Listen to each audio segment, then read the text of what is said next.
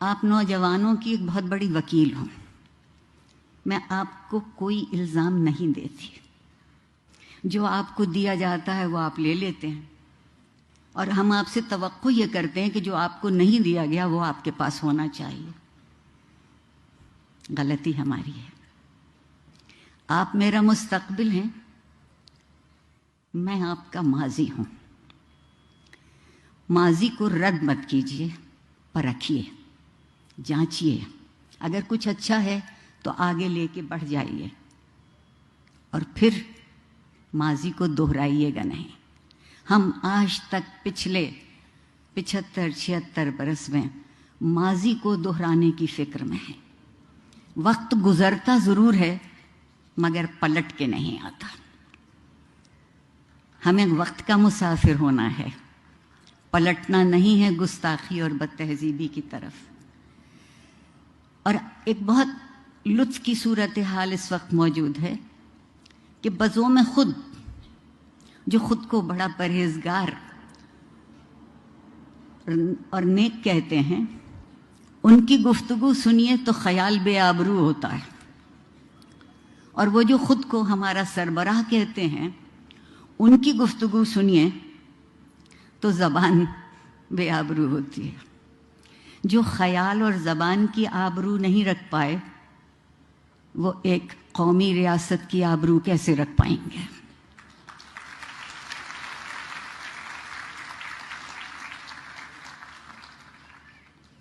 وقت اور زمانے کا فاصلہ نہیں ہوتا. فاصلہ اس وقت ہے جب ہم ایک دوسرے کے قریب آ کے درد مند ہونا شروع نہیں کرتے. اور درد مندی کس بات کا نام ہے کہ ہم زندگی کی اور زندہ رہنے والوں کی قدر کر سکیں، احترام کر سکیں. ہمارے ہاں احترام کا مطلب یہ ہوا ہے کہ گویا ہم خود نیچے ہو رہے ہیں. عاجزی سے بڑی کوئی خوبی نہیں، اور عاجزی سے بڑی کوئی دولت نہیں. میں آپ سے، لمس کے طالب علموں سے، اور جو تجربہ میرا یہاں رہا ہے، اس بات کی توقع بہت یقینی طور پر کر سکتی ہوں کہ یہ جو درد مندی کی متاع ہے آپ اس کو تہذیب سے باوضو رکھیں گے. بہت ضروری ہے. ہم یہ سمجھتے ہیں عام طور پر کہ صرف جسموں کی عصمت ہوتی ہے، نیت، فکر اور عمل کی عصمت اس سے کہیں زیادہ قوی تر اور اہم تر ہے.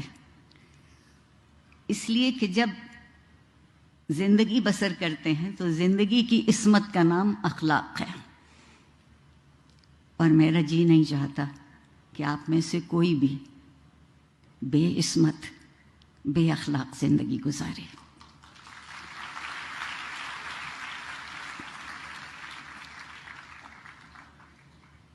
جس معاشرے میں تعلیم اخلاقی قدروں کو پس پشت کرنے کے لیے استعمال کی جاتی ہو، میں صرف لمس کی بات نہیں کر رہی.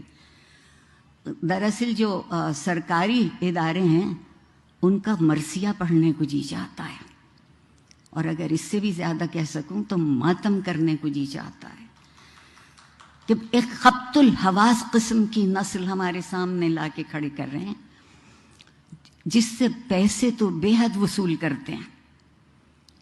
ماں باپ کی زندگیاں ان پیسوں کی خاطر نچوڑی جاتی ہیں، اور اس کے بدلے میں انہیں کیا ملتا ہے؟ تعلیم کا کام یہ ہے، درسگاہ کی خوبی یہ ہے کہ وہ کھلی آنکھوں سے خواب دیکھنا سکھائے. جو کھلی آنکھوں سے خواب نہیں دیکھتے، میرے خیال میں ان کو تعبیر بھی کبھی نہیں ملے گی. کبھی معاشرے کی خوبی یہ تھی کہ وہاں قانون کی علمداری ہو اور اخلاق کا قانون بنے، اخلاق کی رعایتیں ہوں.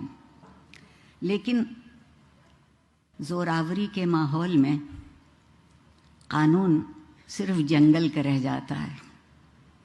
میرے اور آپ کے لیے کوئی جنگلی کا قانون بقول زہرا نگاہ کے سامنے لے آئے تو بڑی بات ہے. اور جب کبھی بھی کوئی بھی اپنے آپ کو حرف آخر سمجھنے لگتا ہے تو تعلیم، علم، تہذیب اور اخلاق وہیں مر جاتے ہیں۔ ہم میں سے کوئی حرف آخر نہیں ہے، ہم میں سے ہر کوئی ایک حرف ہے جو دوسرے سے مل کے لفظ بن سکتا ہے۔ آپ لوگ تبدیل کرنا چاہتے ہیں نا، آج کل بہت تبدیلی کا ذکر ہے، اور اگر ہم اس انتظار میں رہے کہ زمانہ